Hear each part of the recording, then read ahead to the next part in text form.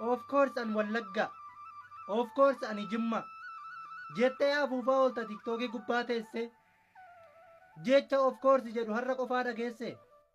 Dhaabi dubbii gandummaa mumarraa jalqabi. Dhaga'i sittan hima gurra keenatti qabi. Yoo Oromoo jaallette akkas jedhii dhaadadhu.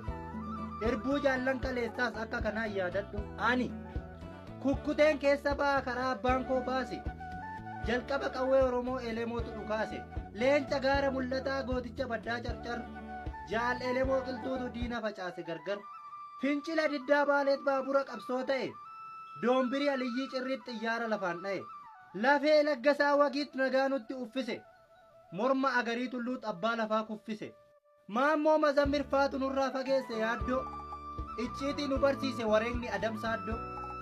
Cichee nu falmisiise daandii hammaattuuf jalloo. Saalaan qabsoomnu kaase seenaa warqituu walloo. Reenfee ebbisaa addunyaa lafarra harkifame. Mataan Abishee Garbaa kan fardaan qorkifame. Geerarsaa Caaluu Hundeessaa seenaa dabe sirreesse. Akkas jedhi dhaadadhu maaltu ganda si geesse. Irbuu shinniigaa nyaattee xurree gootarraa hin maqin. Kutaadhaa wal qoqqooddee tumsaa alagaan dhaqin. Ati otoo fannifamteeyyuu akka agarii tulluu. Otoo summii nyaatteeyyuu akka leenjisoo diiga. Abadan waliin qoodissumatu waliif dhiiga. Oromoon Oromuma si xunubanneef malee. Tiruuf lafeen tokkuma liqimsi yoo siif gale.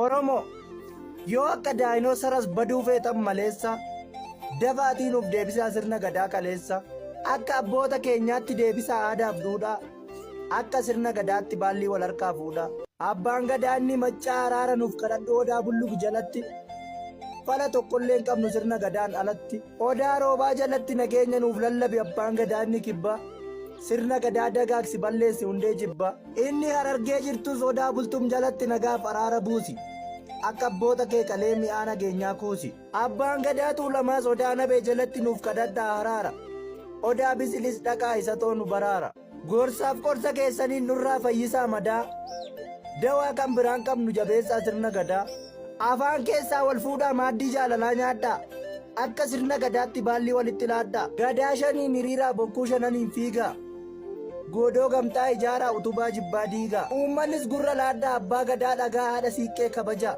akka sirna gadaatti bulchaatii wal ajajaa kana qofa yaajamaa falli keenya xumuraa Oromoo kamuu beeki gadaa qofatu fura.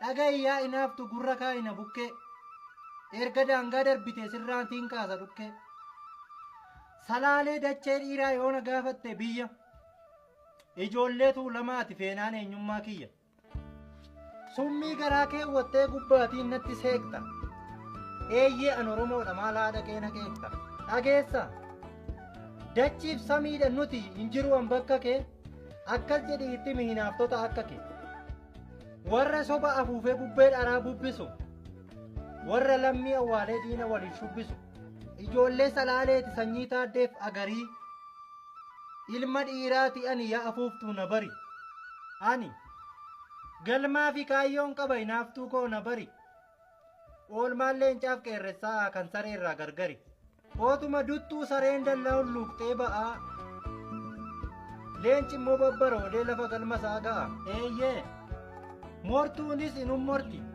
hortuun inuma horti gadheen akeekan qabdu lafa garaatti gorti dhagaa inaaftonni yaa warra sammuun zeeroo taasuma waliin argu jireenyi leencaaf deeroo leenca jiruun bosona kan deeroo jiruun boolla kaayyoon keenya gargari akkamii wajjin oolla jedhi itti naayimi hinaaftota akka kee kaayyoo fi galman qaba'anin oolu bakka kee hololaadhuma baata hololteetiis hin quuftu eeyyee sumaanan jedhe liqimsi yaa hafuuftu.